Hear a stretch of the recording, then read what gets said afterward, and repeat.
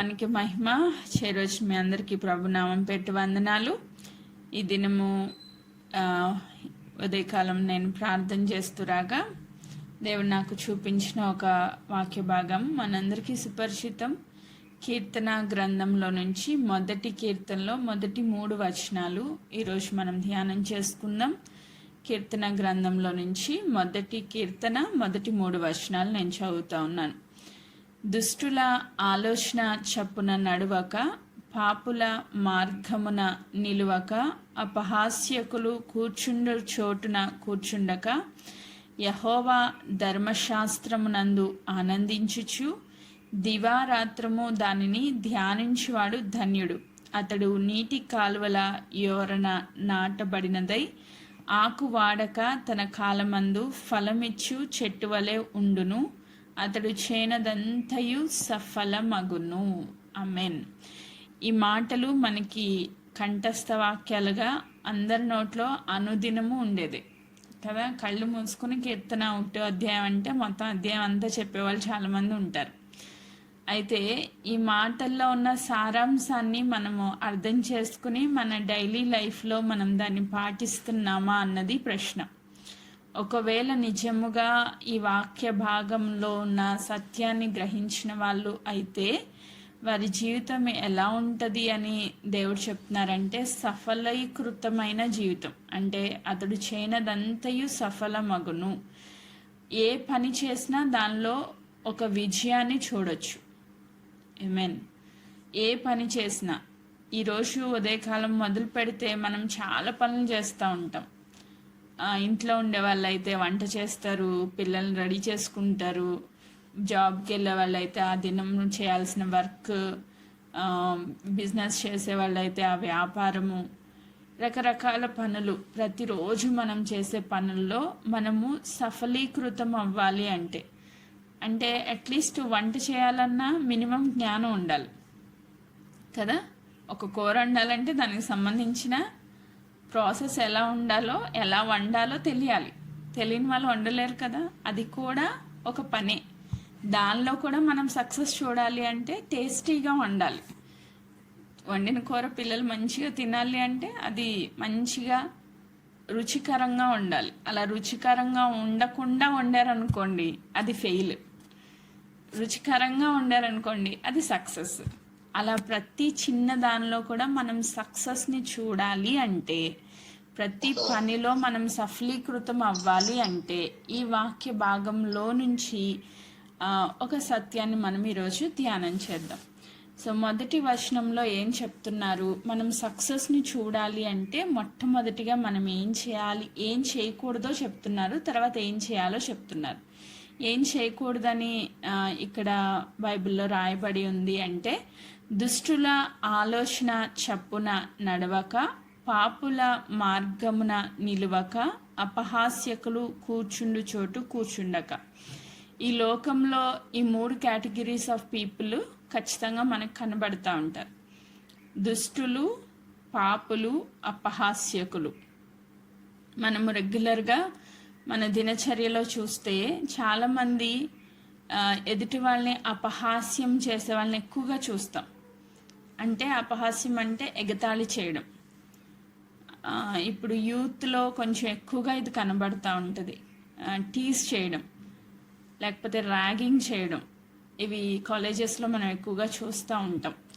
అదే ఇంటి దగ్గర ఉన్న వాళ్ళు అనుకోండి, ముసలమ్మ ముచ్చట్లు, ఆ పక్కింటోళ్ళు, ఈ పక్కింటోళ్ళు, ఎదురింటోళ్ళు అందరూ కలిసి కూర్చుని ఎదుటి వాళ్ళ కోసం కబుర్లు మొదలు పెడితే ఒక్కొక్కరిని అపహాస్యం చేస్తూ వాళ్ళు ఇలాగా వీళ్ళు అలాగా అని కబుర్లు చెప్తూ ఉంటారు. ఇది లోకంలో కనిపించే తీరు, మనము రెగ్యులర్గా చూసేది.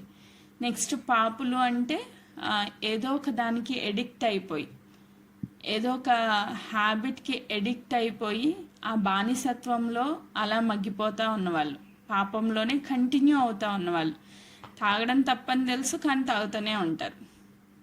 వాళ్ళు ఏం చేస్తున్నారు? పాపం చేస్తున్నారు, అది వాళ్ళకి తెలుసు కానీ దాన్ని కంటిన్యూ చేస్తూ ఉంటారు.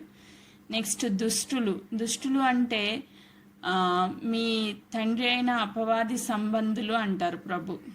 అపవాది ఎవరు అంటే దుష్టుడు. వాడి ఆలోచనలన్నీ ఎలా ఉంటాయంటే దేవునికి వ్యతిరేకంగా ఉంటాయి. ఎప్పుడు వాడు అబద్ధికుడు, అబద్ధాలకి జనకుడు. అంటే ఎప్పుడు చూసినా ఆ దుష్ట ఆలోచనలతో దేవుని బిడ్డలను పాడు చేయాలని, దేవుని బిడ్డలకు వ్యతిరేకంగా వాడు చేస్తున్న ఆలోచనలతో నింపబడిన వ్యక్తులు అనమాట. సో ఈ 3 కేటగిరీస్ ఆఫ్ పీపుల్ అనుదినము మన జీవితంలో తగులుతూనే ఉంటారు. దేవుని బిడ్డలను పాడు చేయాలన్న ఆలోచన కలిగి మనల్ని ఈ లోకం తట్టు తిప్పాలని వాడి ఆలోచనలు కలిగిన బిడ్డలు మన చుట్టూ ఉంటారు. అలాగే బానిసత్వంలో పడిపోయి పాపంలో మగ్గిపోతూ ఆ పాపంలోకి నిన్ను కూడా లాగాలని చూసేవాళ్ళు ఉంటారు. వాళ్ళు అపహాస్యకులుగా ఉండి వాళ్ళతో కలిసి మనల్ని కూడా కూర్చోబెట్టి మనల్ని కూడా వాళ్ళతో జత చేసుకుని అపహాస్యకులుగా మార్చాలని ట్రై చేసే వాళ్ళు కూడా ఉంటారు. సో ఈ 3 కేటగిరీస్ ఆఫ్ పీపుల్ లోకంలో మనకు కనబడతారు. ఈ లోకస్తుల దగ్గర మనము ఏం చేయాలి, ఏం చేయకూడదు అని మొట్టమొదటి వచనంలో చెప్తున్నారంటే, దుష్టుల ఆలోచన చొప్పున నడవద్దు అంటున్నారు. వాడి ఆలోచనలన్నీ ఎదుటి వాళ్ళని చరిపేవిగా ఉంటాయి, ఎదుటి వాళ్ళని పడగొట్టేవిగా ఉంటాయి. ఒక చిన్న ఆలోచన, ఒక చిన్న మాట ఎదుటివాడిని కృంగదీసేదిగా, నిరుత్సాహపరిచేదిగా, అబద్ధాలు చెప్పేదిగా, కొండాలు చెప్పేదిగా, ఇలాంటి వ్యక్తుల దగ్గరికి వాళ్ళ ఆలోచన చొప్పున మనము నడుచుకోకూడదంట. మరి ఏం చేయాలి? వాడి ఆలోచన చొప్పున నడుచుకోకూడదు అంటే ఏం చేయాలి? కొలస్సీలకు రాసిన పత్రిక 2వ అధ్యాయము, కొలస్సీ పత్రిక మనం ఎలా నడుచుకోవాలి అంటే, కొలస్సీలకు రాసిన పత్రిక 2వ అధ్యాయము 6వ వచనం నేను చదువుతున్నా. 2వ అధ్యాయము 6వ వచనం. కావున మీరు ప్రభువైన యేసుక్రీస్తును అంగీకరించిన విధముగా ఆయన యందు వేరు పారిన వారై ఇంటి వలె కట్టబడుచు మీరు నేర్చుకొనిన ప్రకారము విశ్వాసమందు స్థిరపరచబడుచు కృతజ్ఞతాస్తుతులు చెల్లించుటయందు విస్తరించుచు ఆయన యందుండి నడుచుకొనుడి. ఆమేన్. ఇక్కడ మనం ఎలా నడుచుకోవాలో చెప్తున్నారు. ఎలా నడుచుకోవాలి అంటే, యేసుక్రీస్తు ప్రభుని అంగీకరించిన విధముగా ఆయన యందుండి వేరు పారిన వారై.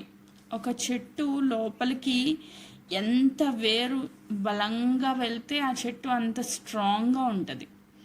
మనము క్రీస్తులో వేరు పారి అంటే స్ట్రాంగ్ అయ్యి ఒక ఇంటి వలె కట్టబడుచు, ఒక బిల్డింగ్ ఎలా అయితే ఒక ఇటుక తర్వాత ఇంకో ఇటుకు పేర్చుకుంటూ అమర్చుకుంటూ కడతారో అట్లా కట్టబడుచు మీరు నేర్చుకున్న ప్రకారంగా విశ్వాసమందు స్థిరపరచబడి, నేను దినాన్ని చూసాం అమూల్యమైన విశ్వాసము అని. ఆ విశ్వాసంలో స్థిరపరచబడి ఎల్లప్పుడూ కృతజ్ఞతాస్తుతులు చెల్లించుటయందు విస్తరించుచు.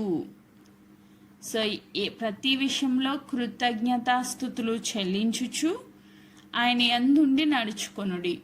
అంటే ఇక్కడ ఎన్ని విషయాలు ఉన్నాయి? మనము స్ట్రాంగ్గా ఉండాలి అంటే వేరుపారి బలంగా ఉండాలి.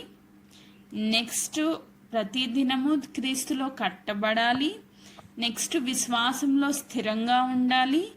నెక్స్ట్ ఎల్లప్పుడూ కృతజ్ఞతాస్తుతులు చెల్లిస్తూ ఉండాలి. అలా ఉంటూ క్రీస్తులో మనం నడుచుకోవాలి. ఆమేన్. నువ్వు ఎప్పుడైతే బలంగా వేరు పారలేదో, పైన గనక విశ్వాసం పెట్టుకున్నావు అంటే ఏదో ఒక తుఫాన్ వస్తుంది, నువ్వు పడిపోతావు. ఏదో ఒక దుష్టుడు ఒక ఆలోచన వేస్తాడు. అవ్వమ్మకు దుష్టుడు వచ్చి ఒక ఆలోచన వేశాడు, ఆ పండు తిను అని. విన్నది, పడిపోయింది. ఆ దుష్టుని ఆలోచన చెప్పనే నడిచింది, పాపంలో పడిపోయింది. సో మనం అలా పడిపోకుండా ఉండాలి అంటే ఇక్కడ చెప్పబడిన ప్రతి మాటలో మనము క్రీస్తులో స్థిరంగా ఉండాలి, కట్టబడతా ఉండాలి, విశ్వాసంలో స్థిరంగా ఉండాలి, కృతజ్ఞత చెల్లించుతూ విస్తరిస్తూ ఆయన యందుండి నడుచుకోవాలంట. ఆమేన్. సో ఈ దినాన్ని ఇట్టి అనుభవంలో మనం ఉన్నామో లేదో ఒకసారి చెక్ చేసుకుందాం. రెండవది ఏం చెప్తున్నారు? పాపుల మార్గమున నిలువక. సో ఇప్పుడు యేసుక్రీస్తు ప్రభులో నడుచుకుంటా వెళ్తా ఉన్నాం. నడుచుకుంటా వెళ్తున్నప్పుడు ఎక్కడో ఒక చోట నిలబడిపోకూడదు. ఎక్కడ నిలబడిపోకూడదు అంటే పాపుల మార్గంలో. మనము ఒక ఆలోచన పెట్టాడు దుష్టుడు, ఆలోచన చెప్పని నడుచుకోకుండా క్రీస్తులో వేరుపారిన వారై, క్రీస్తులో కట్టబడుతున్న వారే విశ్వాసంలో స్థిరంగా ఉండి మనం నడుచుకుంటా దేవునికి కృతజ్ఞతలు చెల్లించుకుంటా వెళ్ళిపోతూ ఉన్నాం. మన రెగ్యులర్ లైఫ్లో దేవుని వాక్యానుసారంగా నడుచుకుంటా వెళ్ళిపోతున్నప్పుడు ఎక్కడో ఒక చోట పాపము కనబడుతుంది. ఆ పాపుల మార్గంలో నిలిచిపోకూడదంట. యోసేపు తన జీవితంలో దేవుని యందు భయభక్తులు కలిగి జీవిస్తూ తన జీవితంలో క్రీస్తు ఆలోచించప్పుడు నడుచుకుని వెళ్ళిపోతా ఉన్నాడు. ఒక పాపం వచ్చింది, ఆ పాపపు మార్గము తనకి కనబడింది. యోసేపు జీవితంలోనికి ఒక పాపము ఎంటర్ అవ్వడానికి ట్రై చేస్తూ ఉంది. ఆ మార్గం తెరవబడింది, కానీ తను ఏం చేయలేదంటే అక్కడ నిలవబడకూడదు. మరి ఎక్కడ నిలవబడాలి? ఎఫెసీలకు రాసిన పత్రిక 2వ అధ్యాయము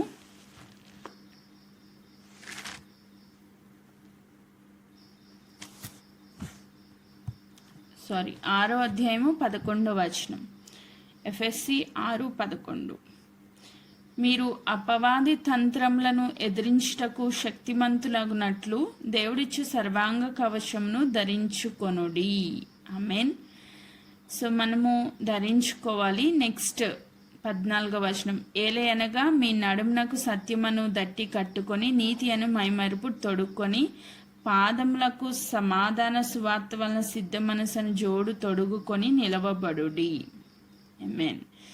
ఎక్కడ నిలిచి ఉండకూడదు అంటే పాపుల మార్గంలో నిలిచి ఉండకూడదు. ఎక్కడ నిలవబడాలి అంటే సర్వాంగ కవచాన్ని ధరించుకొని పాదములకు సమాధాన సువార్త వలన సిద్ధ మనసు అనే జోడు తొడుక్కొని నిలవబడాలంట.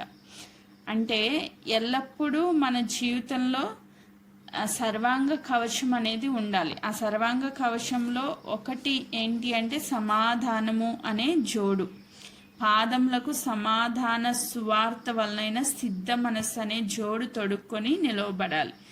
మనం నడుస్తున్నప్పుడు చెప్పులేసుకుని నడుస్తాం కదా, అలా నడుస్తున్నప్పుడు సువార్త అనే ఏదైతే మనము ధరిస్తామో సువార్త వలన సిద్ధ మనస్సు. మన మనసులో ఎప్పుడు ఎవరిని కలిసినా సువార్త చెప్పాలి అని ఒక మైండ్లో అది ఫిక్స్ అయిపోయామనుకోండి. నీకు వెళ్తున్న మార్గంలో ఒక పాపి కనిపించాడు, ఆడు పాపంలో ఉన్నాడు, వాడితో నువ్వేం మాట్లాడతావు? వాడు త్రాగుతూ ఉన్నాడు ఎట్లా అనుకుందాం, ఫర్ ఎగ్జాంపుల్ త్రాగుబోతు కనిపించాడు, వాడితో నువ్వేం మాట్లాడతావు?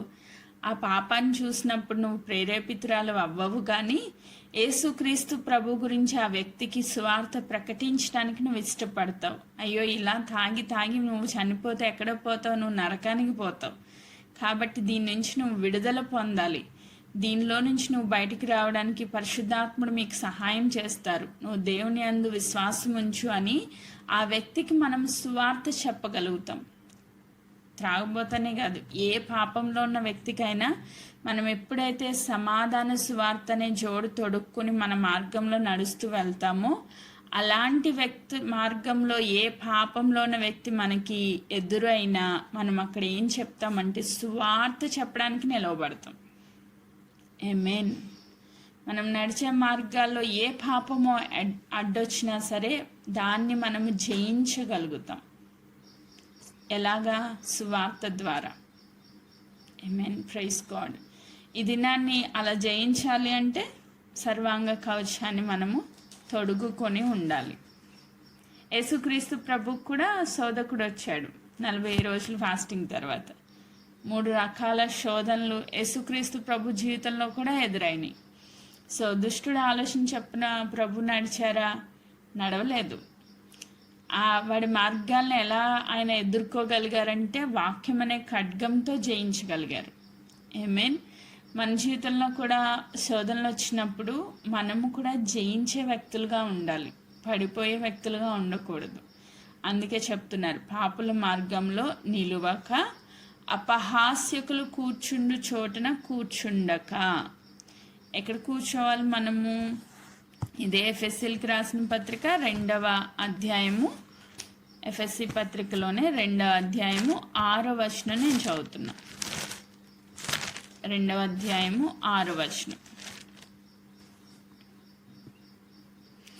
ఎట్లనగా తన ప్రియుని యందు తాను ఉచితంగా మనకు అనుగ్రహించిన తన కృపా మహిమకు కీర్తి కలుగునట్లు తన చిత్త ప్రకారమైన దయా సంకల్పము చొప్పున యేసుక్రీస్తు ద్వారా తనకు కుమారులుగా స్వీకరించుటకై మనలను ముందుగా తన కోసము నిర్ణయించుకొని మనము తన ఎదుట పరిశుద్ధులను నిర్దోషులమునై ఉండవలనని జగత్పునాది వేయబడక మునిపే ప్రేమ చేత క్రీస్తులో మనలను ఏర్పరచుకొనెను.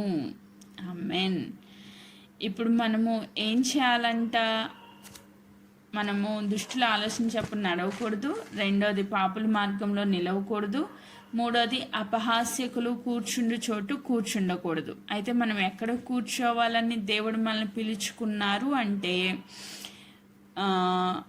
మళ్ళొకసారి చదువుతున్నాను చూడండి. ఎట్లనగా తన ప్రియుని యందు తాను ఉచితంగా మనకు అనుగ్రహించిన తన కృపా మహిమకు కీర్తి కలుగునట్లు తన చిత్త ప్రకారమైన దయా సంకల్పం చొప్పున యేసుక్రీస్తు ద్వారా తన కుమారులను స్వీకరించుటకై మనల్ని ముందుగా తన కోసం నిర్ణయించుకొని తన ఎదుట పరిశుద్ధులమును నిర్దోషులనై ఉండవలనని జగత్పునాది వేయబడక మునిపే ప్రేమ చేత క్రీస్తు మనల్ని ఏర్పరచుకొనెను. సో మనల్ని ఎలా ఏర్పాటు చేసుకున్నారంట? తన ఎదుట పరిశుద్ధులు నిర్దోషులై ఉండవలెనని ఏర్పాటు చేసుకున్నారు. సో ఇప్పుడు మనల్ని ఎక్కడ కూర్చుండబెట్టడానికి దేవుడు ఇలా ఏర్పాటు చేసుకున్నారు అంటే ఆయనతో పాటు ఈక్వల్ సింహాసనం ఇవ్వాలని. ఆయన ఎక్కడున్నాడు? పరలోకంలో ఉన్నాడు. ఆయన ఎక్కడున్నాడో ఆ ప్లేస్కి మనల్ని తీసుకెళ్ళి కూర్చుండబెట్టాలి అని మనల్ని ఎందుకోసం నిర్ణయించుకున్నారు అంటే మనము తన ఎదుట పరిశుద్ధులను నిర్దోషములై ఉండవలనని జగత్పునాది వేయబడక మునుపే మనల్ని క్రీస్తులో ఏర్పాటు చేసుకొనెను. అపహాస్యకులుగా మనం ఉండకూడదు. మనం ఎలా ఉండాలి? పరిశుద్ధులుగా ఉండాలి. మనము అపహాస్యకులు కూర్చునే చోట కూర్చోకూడదు. దేవుని ఎదుట నిర్దోషులుగాను పరిశుద్ధులుగాను ఆయన కూర్చున్న స్థలంలో మనము కూడా వెళ్ళాలి. కాబట్టి ఆయన ఎదుట మనము పరిశుద్ధతను కాపాడుకుంటూ మన జీవిత విధానంలో మనం క్రీస్తులో నడవాలి. క్రీస్తు వాక్కును సువార్తగా చేపట్టాలి. పరిశుద్ధ జీవితాన్ని మనము జీవించాలి. నిర్దోషులుగా ఈ లోకంలో మనం ఉండాలి. ఆమేన్. అప్పుడు యేసుక్రీస్తు ప్రభువుతో పాటు ఆయన మహిమా స్థలంలో మనం కూడా కూర్చుండబెట్టబడతాం. ఆమేన్. సో ఈ 3 వచనాల్లో, ఈ 3 మాటల్లో ఎలా నడవాలి, ఎలా నిల్చుండాలి, ఎలా కూర్చుని ఉండాలి, ఈ 3 మాటల్లో దుష్టుల ఆలోచన చొప్పున మనం వెళ్ళొద్దు, పాపుల మార్గంలో మనం నిలవద్దు, అపహాస్యకులు కూర్చుండే చోట మనం కూర్చుండొద్దు. ఒకసారి చెక్ చేసుకుందాం. ఈరోజు మన డైలీ రెగ్యులర్ లైఫ్లో ఈ 3 క్యారెక్టర్స్ ఎక్కడన్నా మనకు తగులుతున్నాయా? ఏ దుష్టుల ఆలోచన చొప్పునైనా మనం ప్రవర్తిస్తున్నామా? అంటే సాతాను ఒక చెవులో చెప్తా ఉంటాడు, నువ్వు పండు తిను చాలా బాగుంటుంది అని. అంటే దేవుడి వాక్యానికి వ్యతిరేకంగా మనల్ని ప్రేరేపిస్తూ ఉంటాడు. అలా ఏదైనా ప్రేరణకి మనం గురి అయిపోతున్నామా, లోబడిపోతున్నామా, వాడి ఆలోచనలు మనము మన జీవితంలోకి తీసుకున్నప్పుడు మన కుటుంబంలో సమాధానం ఉండదు, మన జీవితంలో సమాధానం ఉండదు. వాడి ఆలోచనలు ఎప్పుడైతే మనం స్వీకరిస్తామో వెంటనే మనకు అర్థమైపోద్ది ఇది దుష్టుడి ఆలోచన అని మనకు అర్థమైద్ది. కానీ మన శరీరాన్ని సాటిస్ఫై చేయడానికి ఆలోచనలు ఫాలో అవుతూ ఉంటాం. నువ్వు ఇప్పుడు ఫర్ ఎగ్జాంపుల్ రెగ్యులర్గా ఇంట్లో జరిగేది ఏంటి అంటే భర్త పైనే ఎక్కువగా సాతాను వచ్చి భార్యతో మాట్లాడుతూ ఉంటుంది. నీ భర్త నిన్ను ప్రేమించట్లేదు, నిన్ను మంచిగా చూసుకోవట్లేదు, లేకపోతే పిల్లల గురించి నీ పిల్లాడు ఇలాంటివాడు అలాంటివాడు. అంటే ఒక కుటుంబంలోనే ఒక డిస్టర్బెన్స్ క్రియేట్ చేయడానికి సాతాను ఎక్కువగా వాడి ఆలోచనలు మన మీద రుద్దుతూ ఉంటాడు. ఒక చిన్న డిస్టర్బెన్స్ని పెద్ద గొడవ కింద క్రియేట్ చేస్తాడు. ఎప్పుడు దుష్టుడు ఆలోచన మనం వింటున్నప్పుడు కానీ మనం అలా ఉండకూడదు. మనం ఎలా ఉండాలి అంటే విశ్వాసంలో స్థిరముగా ఉండి, లేదు నా భర్త నన్ను ప్రేమిస్తున్నాడు అని యేసుక్రీస్తు నామంలో వాడిని గద్దించాలి. వాడి ఆలోచనలు మనం వినొద్దు.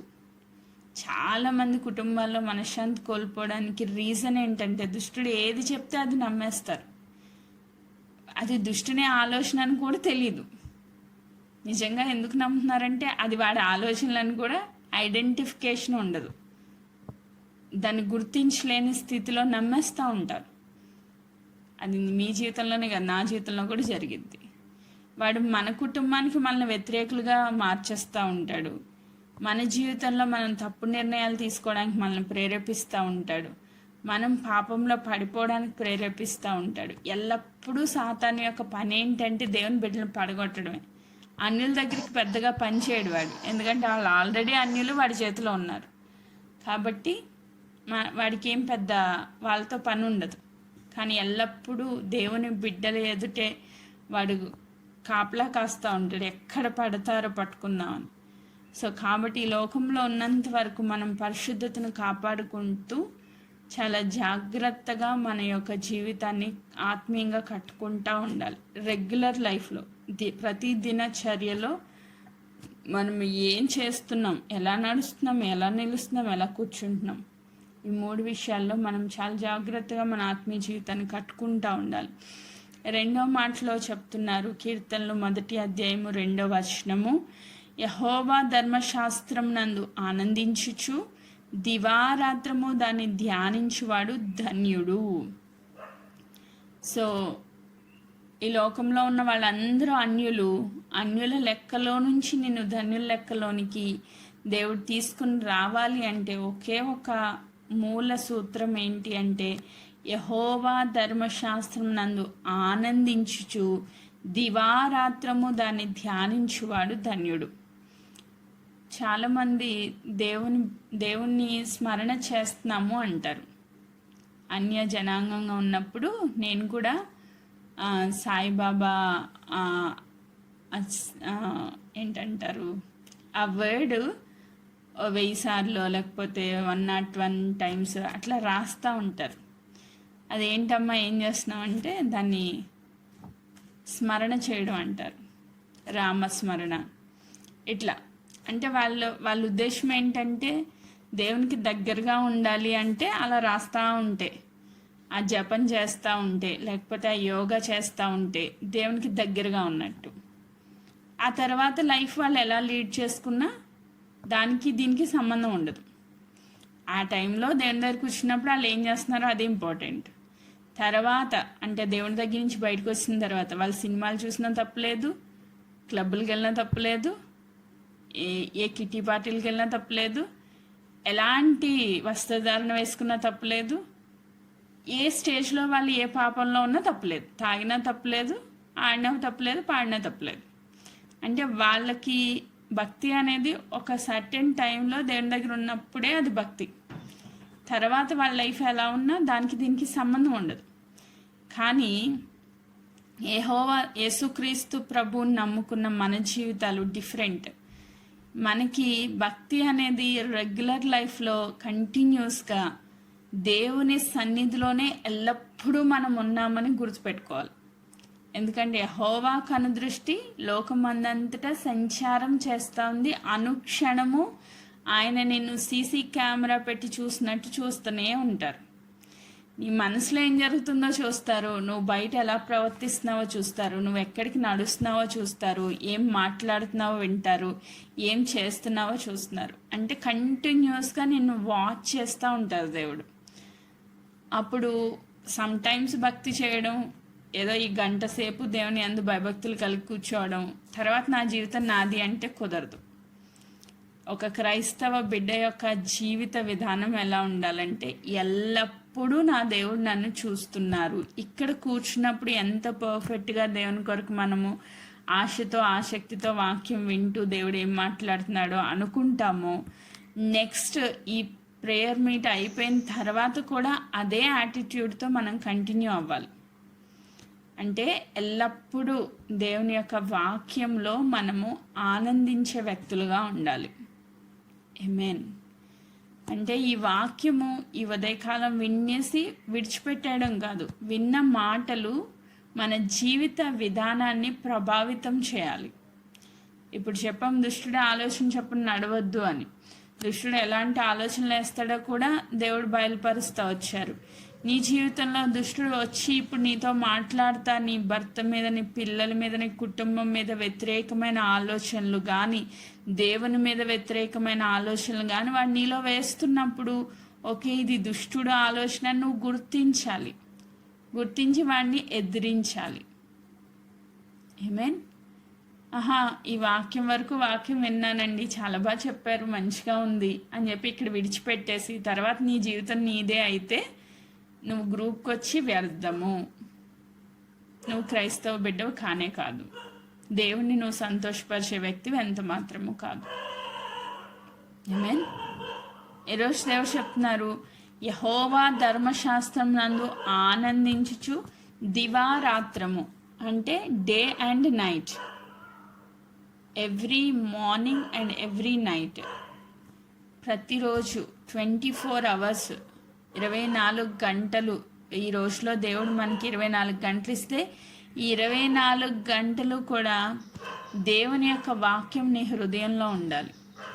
దివారాత్రము దేవుని యొక్క ధర్మశాస్త్రాన్ని ఆనందించడం అది పాసిబుల్లా? ఒకసారి ఆలోచన చేయండి. మనం వంటలు చేయాలా, పిల్లల్ని చక్కబెట్టుకోవాలా, కుటుంబంలో పనులు చేసుకోవాలా, జాబులు చేసే వాళ్ళు ఉంటే జాబులు చేసుకోవాలా, ఇన్ని రకాల పరిస్థితుల్లో 24 గంటలు దేవుని వాక్యము వింటూ 24 గంటలు వాక్యం ఎదుటే, బైబిల్ ఎదుటే కూర్చోవడం అనేది మన జీవితంలో జరగని పని. ప్రాక్టికల్గా అది జరగదు, కానీ స్పిరిచువల్గా జరిగిద్ది. ఎలా జరిగిద్ది అంటే, ఉదయకాలం లేచినప్పుడు దేవుడు నీకు ఒక మాట విడుదల చేసినప్పుడు ఆ మాటను పట్టుకొని దినమంతా దాని మీద ఒక ధ్యానం, అంటే దేవుడు నాతో ఈ మాట మాట్లాడారు, ఈ మాట నా జీవితంలో నెరవేర్పులోకి వస్తుంది, నేను దాన్ని ఎలా పొందుకోవాలి అని దాని గురించే నువ్వు ఆలోచించటం. ఆమేన్. దీనికి ఒక బెస్ట్ ఎగ్జాంపుల్ కావాలి అంటే,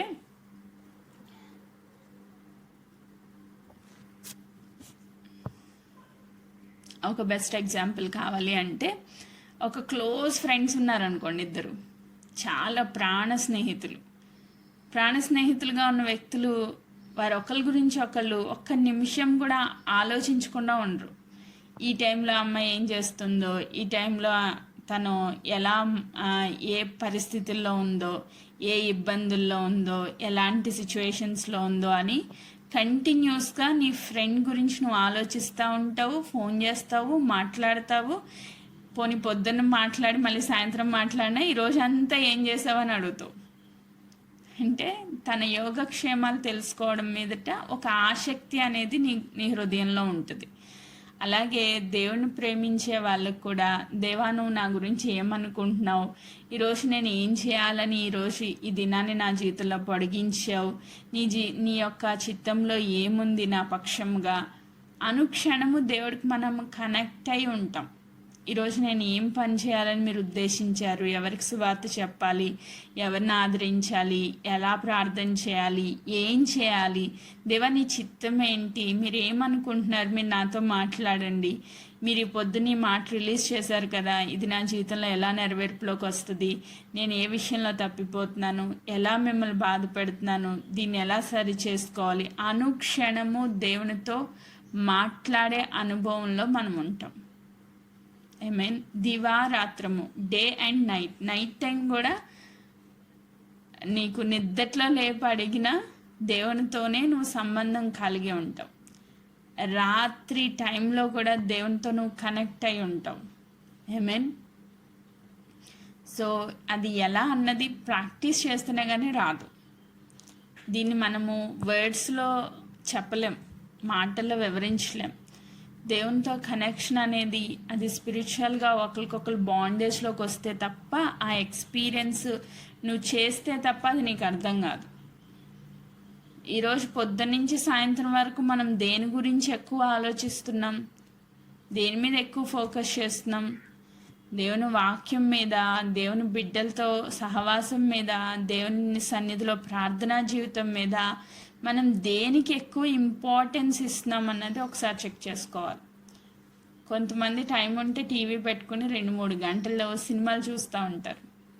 ఎందుకు? 2-3 గంటలు ఆ టీవీ ముందు కూర్చుని ఉండాలి అంటే వాళ్ళకి ఎంత ఇష్టం ఉంటేనో కానీ కూర్చోలేరు కదా. అదంటే ఎంతో ఇష్టమైతే కూర్చోగలుగుతాం, లేకపోతే అసలు ఎవరి వల్ల కాదు 2-3 అవర్స్ కదలకుండా కూర్చోవాలంటే. సో అంటే ఎంత నచ్చితేనో ఆ సినిమా అంతసేపు చూడగలుగుతారు. మనకి నచ్చిన పని ఇష్టంగా చేస్తాం, అది కష్టమైన. సో ఈరోజు దేవుడు అంటే నీకు ఇష్టమైతే వాక్యం చదవాలంటే బోర్ అనిపించదు, ప్రార్థన చేయాలంటే బోర్ అనిపించదు, పాటలు పాడాలంటే నీకు బోర్ కొట్టదు. ఏదో ఒక పాట నేర్చుకోవాలో, ప్రార్థన చేయాలో, వాక్యం నేర్చుకోవాలో, ఇదే ఆలోచనలు 24 అవర్స్ నీ మైండ్లో తిరుగుతూ ఉంటాయి. ఎప్పుడు నువ్వు దేవుణ్ణి ప్రేమించినప్పుడు, నువ్వు అది ఇష్టపడినప్పుడు. నేను చాలాసార్లు సొమ్ముతూ ఉంటాను, ఇంక 24 అవర్స్ విజ్ఞాపనేనా మీకు? ఎప్పుడు నేను ఫోన్ చేసినా ఎంగేజ్లో ఉంటుంది. ఏం చేస్తున్నారండి బాబు పొద్దున్న సాయంత్రం వరకు ప్రార్థనేనా అంటే, మరి కమిట్మెంట్ తీసుకున్నాం కదా ప్రార్థన చేస్తామని అని అంటూ ఉంటుంది. నేనేమో ఎప్పుడు చూసినా వాక్యం గురించే ఎక్కువ ధ్యానం ఉంటుంది నాకు. నేను ఎక్కువ ప్రార్థనలో గడపలేను, ఎక్కువ వాక్యం చెప్పాలి కాబట్టి ఆయన మరి ఎందుకో తెలియదు ఎక్కువ వాక్యం మీదే ఫోకస్ ఉంటుంది. దానికేమో ఎక్కువ ప్రార్థన మీద. దేవుడు ఏది మీకు ప్రేరేపించి నీకు భారం ఇచ్చి నడిపిస్తే దాని మీద ఎక్కువగా నువ్వు ఫోకస్ చేయాలి. ఆమేన్. ఒక్కొక్కరి జీవితంలో ఒక్కొక్కలాగా దేవుడు భారం ఇస్తారు. ఆ భారం ఇచ్చిన కొలది నువ్వు ప్రార్థన, వాక్యము, సువార్త ఆదరించటం, ఈ పనుల్లో నువ్వు 24 గంటలు నిమగ్నమై ఉండాలి. అప్పుడు నువ్వు ఎలాంటి వ్యక్తిగా మార్చబడతావు అంటే ధన్యుడిగా మార్చబడతావు. ధ్యానము అంటే 24 అవర్స్ నీ హృదయంలో జరిగేది. నువ్వు దేని మీద ఫోకస్ చేస్తున్నావు అన్నది చాలా ఇంపార్టెంట్. ఆమేన్. దేవుని వాక్యమును నువ్వు వాక్యంలో ఆనందిస్తూ, వాక్యాన్ని ధ్యానం చేస్తూ, వాక్యానుసారంగా జీవిస్తూ ఉంటే నువ్వు నిజంగా ధన్యుడవు. ఆమేన్. Praise God. ఆ వ్యక్తి ఎలా ఉంటాడన్నది 3వ వచనంలో రాయబడి ఉంది. ఇప్పుడు టైం అయిపోయింది కాబట్టి రేపటి దినాన్ని మనం దీన్ని కంటిన్యూ చేద్దాం. ఇప్పటి వరకు మనం విన్న వాక్య భాగంలో నుంచి ఎలా నడవాలి, ఎలా నిలవబడాలి, ఎలా కూర్చోవాలి, ఏ రీతిగా మన జీవితాన్ని ధన్యకరంగా మార్చుకోవాలన్నది దేవుడు ఇంతవరకు మనతో మాట్లాడుతూ వచ్చారు. ఒకవేళ మీరు ఇలాంటి గుణలక్షణాలు కలిగి లేకపోతే ఈ దినం నుంచి ఒక మార్పు అనేది రావాలి. ఆమేన్. ఎలా నిలబడుతున్నావు, నువ్వు ఎక్కడ నిలబడుతున్నావు, ఏం చేస్తున్నావు, ప్రతి ఒక్కటి దేవుడు చూస్తున్నారనే భయభక్తులు కలిగి ఈ దినం నుంచి మనలో ఒక మార్పును దేవుడు చూస్తే నిజంగా దేవుడు సంతోషిస్తారు. అట్ ద సేమ్ టైం నేను కూడా సంతోషిస్తాను. సో దేవుడు ఇట్టి రీతిగా మనందరికీ సహాయం చేయనుగాక. దేవుడి వాక్య భాగంను దీవించునుగాక. ఆమేన్.